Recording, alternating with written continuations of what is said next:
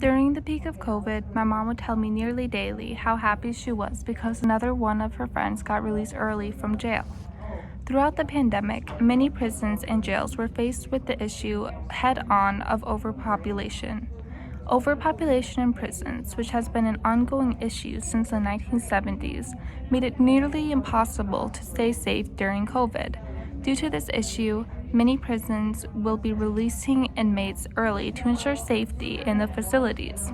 How will the death penalty help to solve this issue? Overpopulation is one of the leading contributing facts to poor prison conditions around the world.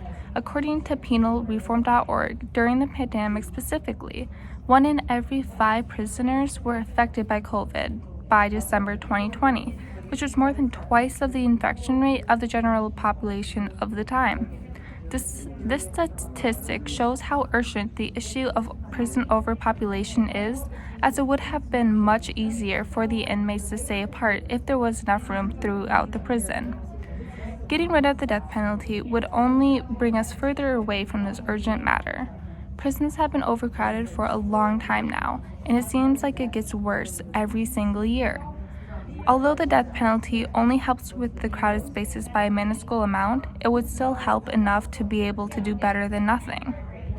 When you are at a court case and you hear that someone is given only 6 weeks in jail followed by probation time for sexual assault on a minor, would you think that justice has been served? Now imagine that the same scenario, but with the convicted getting 6 years instead. You may feel more relieved by this, thinking that they deserve to spend that much time in jail. Unfortunately, the majority of the time, prisoners are released earlier than their original sentences. It is impossible to give full justice when inmates aren't even being placed in jails for the entire full sentence that they have. Although I'm sure these inmates were delighted to be released early, releasing so many of them months prior to their original date is detrimental to the criminal justice system. In order for justice to be served, we need to feel like the inmates were given enough time as prisoners for a punishment. With so many prisoners being released early due to the pandemic, it is difficult to get that satisfaction of real justice. Abolishing the death penalty would only make overpopulation in jails and prisons even worse. Without the death penalty, many more inmates would be given life sentences in prison. This means that inmates would be serving more time in prison on average, increasing the number of prisoners in the facility at a time. With the death penalty, the issue of overpopulation is reduced. Another reason why the death penalty shouldn't be abolished is because of the number of prisoners who won't change, including pedophiles. There have been many studies throughout the years showing pedophilia as a sexual orientation, meaning that they are born to be sexually attracted to the young girls and boys and therefore are unable to change. If pedophilias have acted on their sexual wants in the past, what is stopping her or him from committing them again? One study from StopChildPredators.org shows that the average sexual predator has molested more than 300 children in their lifetime. Many of these predators have been caught in the past but were released early from their jail sentences to be put back into the public, where they were once again given a chance to act on their wants. These sexual predators will not change, and so there's no reason to rehabilitate them in the public once again. They are a danger to our society and should never be released, which is why the safest option for them is the death penalty. That way, we can make sure that they never get back out into the public or around our kids. Many believe that the death penalty should be abolished.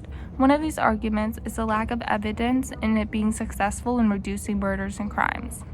Although this is kind of proven to be true, we do need to keep in mind that that is not the main reason for the death penalty to be created in the first place. The death penalty helps families get full justice, reduces inmate on inmate crime, and brings us closer to safer prison environments overall. We need to keep in mind that these prisoners are human too, and they may not be safe in the prisons with murderers, rapists, and sexual abusers roaming around. Another main reason for abolishing the death penalty is that it doesn't reduce the prison costs. In order to help the criminal justice system, we need to keep in mind who is affected the most. Inmates aren't something that the government should be profiting off of. and they are there to serve their full sentences to make sure that they can learn from their past mistakes. Viewing each prisoner as money wasted is inhuman, which is why no one should agree with this argument. One more reason or argument people have for getting rid of the death penalty is the argument that it is unusual or unfair punishment. However, if you were to actually ask these prisoners who are serving life sentences if they would prefer to get the death penalty, they would be saying yes. This is because of how incredibly unsafe and unclean our prisons are. If inmates themselves would prefer the death penalty, how can it be considered a cruel or unusual punishment? The death penalty may not reduce prison costs or help the reduce of crime, but there are many more important issues that it does tackle. From helping reduce the number of pedophiles in the open to providing a safer environment for the prisoners to helping with prison overpopulation, there are many reasons for keeping the death penalty in place. Overall, the death penalty is important to the criminal justice system and should not be abolished.